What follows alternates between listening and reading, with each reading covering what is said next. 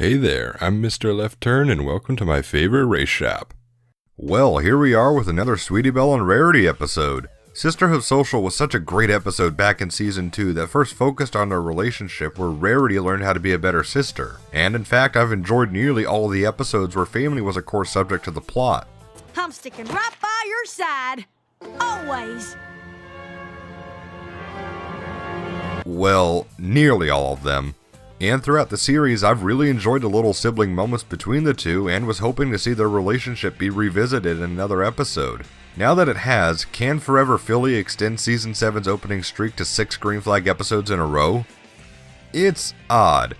On the surface, it seems like your normal cut and dry, older character tries and fails to reconnect with their child or younger sibling story. It's not a bad plot to use, especially in a show aimed at kids, but there is a risk involved with using it. To the target audience of kids who may have only seen a story like this once or twice, or heck, maybe not at all until now, this would be a bit more fresh and touching to them so they can connect with it more. But to the majority of the Brony fandom, the people in their 20s, 30s, and even late teens, we've seen this plot done so many times in other shows or movies that some of us are practically desensitized to it. And at first, that was my initial thought. I didn't think too much of Forever Philly and felt there wasn't anything different brought on that the writers would normally do. However, the more I thought about it upon a second viewing, I realized I was wrong. See, normally in a story like this, the focus is more on the older character, how they feel and how desperate they are to have fun with a younger sibling or child. But here, once we get to Ponyville, the focus is actually on Sweetie Belle and how she feels being drug along by Rarity to activities she would have liked as a little kid, but has outgrown them by now. And we also get the occasional cutbacks to the other Crusaders to keep the episode from becoming stagnant, but we also have that short scene of a hurt Rarity contemplating what to do near the end of the episode, so there's a bit of a balance between the contrast of Rarity and Sweetie Belle. Going this route actually helps us sympathize with both of them instead of making Rarity look pitiful and the episode feel cringy. By giving focus to both sides, we get a better understanding of where they're both coming from rather than just being shown Rarity forcibly dragging Sweetie Belle around.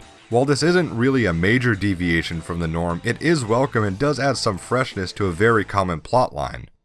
Beyond the story, however, one of the episode's strongest parts was visually acknowledging that some time in the series has passed between now and Philly Vanilli. In that episode, Zipperwill was the filly that the Ponytones were singing for at the Quinceañera, and she had her puppy with her at the time. And seeing that her puppy is now a full-grown dog, as Sweetie Belle pointed out, proves that there has been a passing of time since then. Now, how much time is left for us to try and figure out, but it was good to show that the characters aren't stuck at a single age like the Simpsons or South Park characters are. Though, despite the fact that they're aging and maturing mentally, it's about time we got more evidence of the three aging physically. However, I can appreciate how serious the trio are taking themselves when it comes to helping others earn their cutie marks, or in Zipperwill's case, reconnect to what her cutie mark means. Referring to those they help as clients, setting up mints for future clients to snack on, having a filing system on who they need to help, and Sweetie Belle stressing to Rarity that they have pretty big responsibilities now, really shows how much the three have grown and matured since they formed the Crusaders in Season 1, even if they still have outrageous fun while doing so.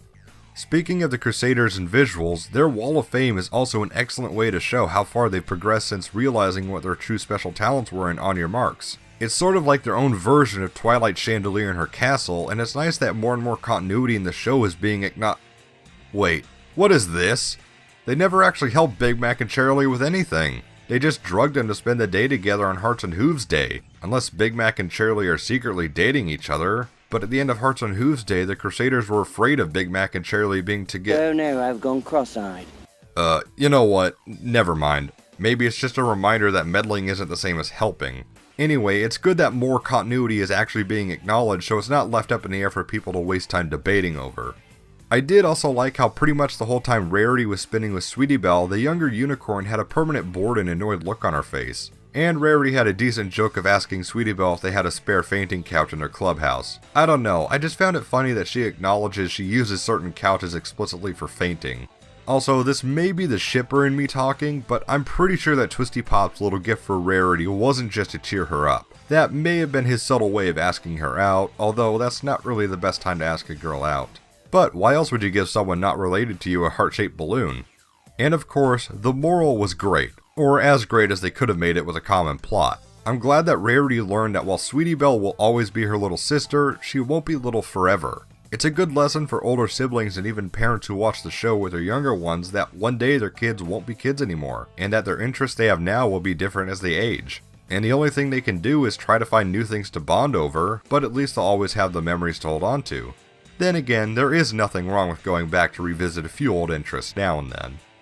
So, at first glance, Forever Philly doesn't look like much, but I think is an episode that gets better the more you view it. The plot, while nothing really original, does get a new direction thrown at it with focusing more on Sweetie Belle while also keeping a nice balance by showing the differences of emotions between she and Rarity.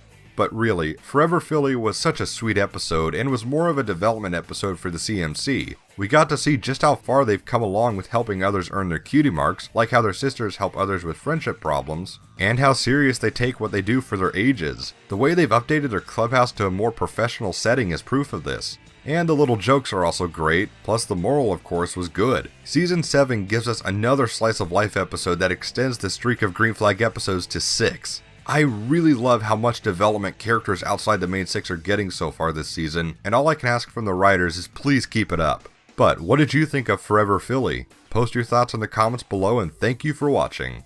I'm Mr. Left Turn, I'll see you when I get back from the track.